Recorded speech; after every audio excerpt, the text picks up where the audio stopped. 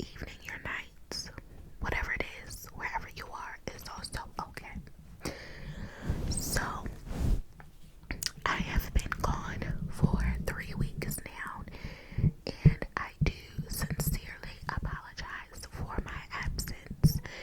If you guys have been paying attention to my community tab, I have had some emergency family issues, and they have been huge emergency issues, okay?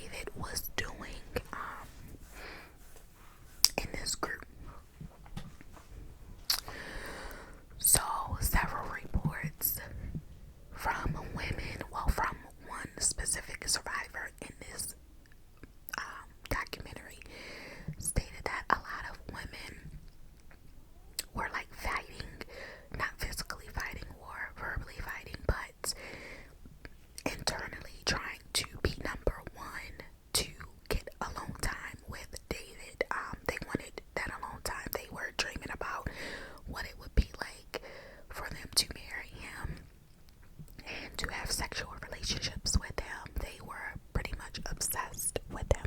They were obsessed with him. So David's followers had grew, and it then reached to over 100 followers that left their lives behind and moved into Branch Davidian on Mount Carmel.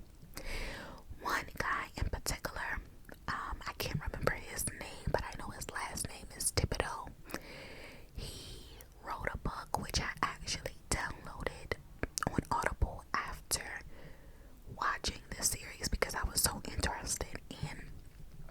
The book is called, I believe, Survive in Waco. Now, I did not finish the book. However, he details from the beginning to the end of his time at Branch Davidian, as a Branch Davidian on Mount Carmel. Now, this guy basically describes how he was a struggling musician that had moved to California, and David's right hand man had seen him and basically asked him how would he feel about joining a band, like a church band. The guy was not into religion, so he was kind of skeptical, but then they made him more comforting, and he eventually, days later, went to visit Mount Carmel.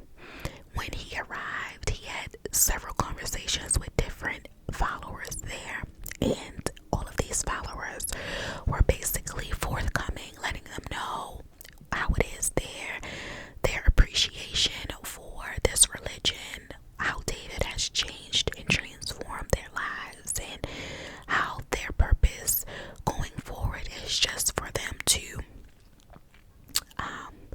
give themselves up to basically live their life for their God. So eventually, the guy, Thibodeau, again, that's his last name, he then becomes really comfortable and he decides to move into Mount Carmel and dedicate his life as a Branch Davidian. So I gave that bit of detail basically to let you guys know that the members that were coming, it wasn't like they were coerced or anything. They really believed this faith that David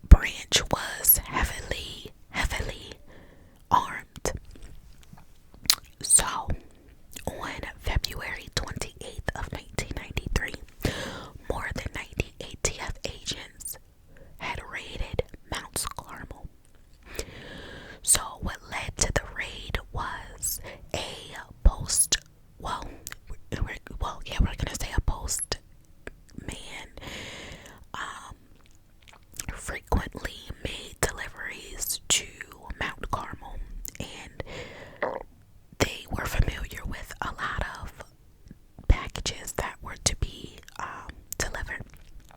One particular package fell, and the postman had seen a hand grenade. And so he calls the local police. The police then calls in to the ATF, which is alcohol, tobacco, and firearms, if you guys didn't know. And the ATF were called to check this report out.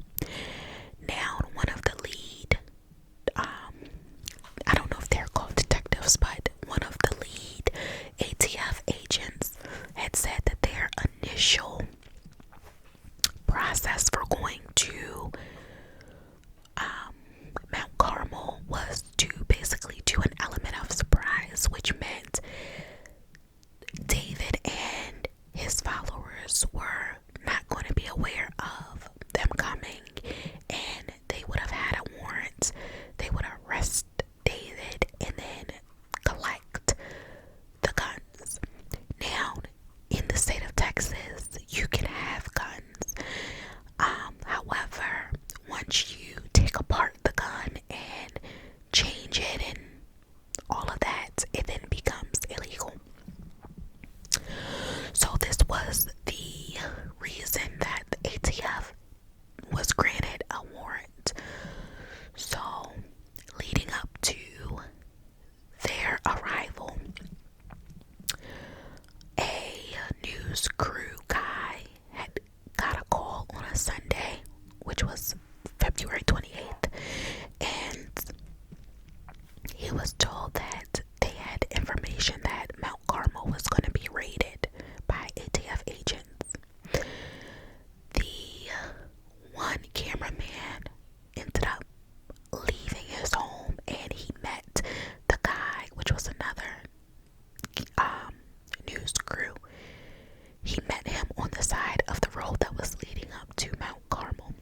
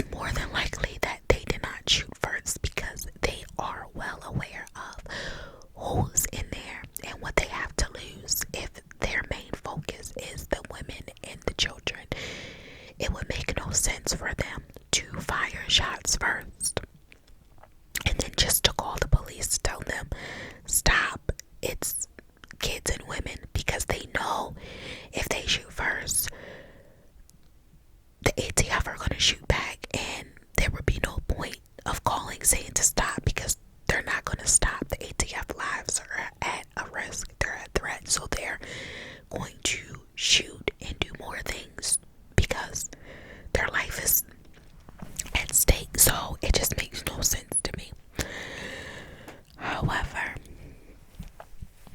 some point after that phone call is made, one of the ATF agents is down, and he calls on the radio to his team and lets them know that he's hurt bad and that they need to come in and get him. From that, someone from the ATF calls into David, and David at this point is disgusted, and he's like, why did you guys do this? Like, why would you come in here and do this? Like, you can hear the whole conversation that he's having. Needless to say, the ATF asks David, can they basically stop? Can they want to give up so that they can go in and grab their men? David agrees, and ATF goes in, collects their men. It turns out that 4 ATF agents died, and over 12 were injured. 6 Davidians also died. So once they're leaving, getting the injured ATF agents help, at some point over the course of those few days, over 900 law enforcements were then called to negotiate. Now, they were negotiating because David nor his followers were agreeing to come out. And ATF and law enforcement knew that's because of how much ammunition David and his followers had. They could not go in to get them either. So several FBI agents, like everybody, was called in to try to negotiate for David to come out. David had told them that if they played a message on the Christian network that he would come out. It turned out that they played his message, but David then called in and said, no, I can't come out. He said that he had received a message from God, and God told him to stand still and to write the book of Revelations over. If you guys are not familiar with the Bible, Revelations is the last book in the Bible. So he was supposed to rewrite this book for God, is what he said. So, of course, law enforcement was not happy because he reneged on his end. They played his message, but yet he did not come out as promised. Over the course of these days, David had negotiated to allow 30 of his followers to come out in exchange for several supplies that were needed. David was hit during that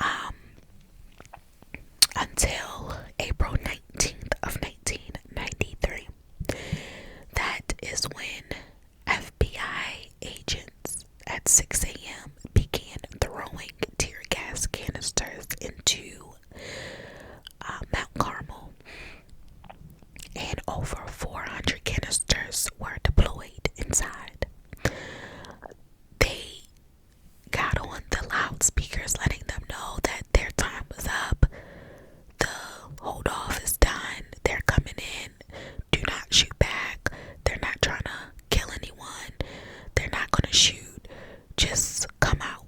That was their main intent, was to have David and his followers to come out. Some point, a fire was started, and again, ATF agents and, well, now law enforcement said they did not start the fire, and the surviving Davidians said that the fire was not started by anyone inside. So again, this is up in the air as far as who did what, but needless to say, David could not make a final negotiation or let them know that he was trying to come out, because the law enforcement had finally cut all ties with the phone communication. So normally when they pick up the phone, it would go straight to the FBI, but they decided to cut that off too, so they weren't able to let anybody know that they were trying to surrender. And Thibodeau, again, the guy who wrote the book that was inside, he stated that David had let his followers know, like, okay, I have one more request, one more attempt for us to try to get free, but he could not make that request because the phone lines were, it was no good. So, meanwhile, throughout this 51 day, a guy named Timothy McVeigh. Now, you guys, if you heard of the Oklahoma City bombing, you guys will know that Timothy McVeigh was responsible for killing 168 people in this bombing. He was present and on video footage at the time of this standoff between police and the Davidians, and he drove from Oklahoma to attend this standoff. And just to let you guys know that it's crazy, because the same day that, let me go through with the story because we're at the end. So as law enforcement are telling the Davidians to come out, they're shocked because no one is coming out. Eventually several came out. I can't remember how many, about 7 I believe, but they started running out, and law enforcement were sure that more was gonna come out because it was over 80 something people still in there, including majority of them were still kids. But they did not come out. So as they were pulling out, the followers that did decide to come out, they're asking them, where's the rest of them? Where's David? Where's the kids? Where are the people? No one would give them any answers. They just remained silent. Within minutes from this, the entire building was engulfed in flames, and so they knew that there were no more survivors. It turned out that over 80 people had decided to follow David to the very end, and some of them removed their gas mask that David had given all of them, so that way they could die in Branch Davidian on Mount Carmel. That part is completely sad because these people really believed in David so much that they sacrificed their kids and themselves just to follow one man. It's just crazy to believe that the mind power that someone can have over people. So getting back to Timothy McVeigh, on that bombing, which also occurred April 19th, that happened 2 years later in 1995. So on the same day that Branch Davidian went down, 2 years later, Timothy McVeigh, on that 2-year anniversary, then took 160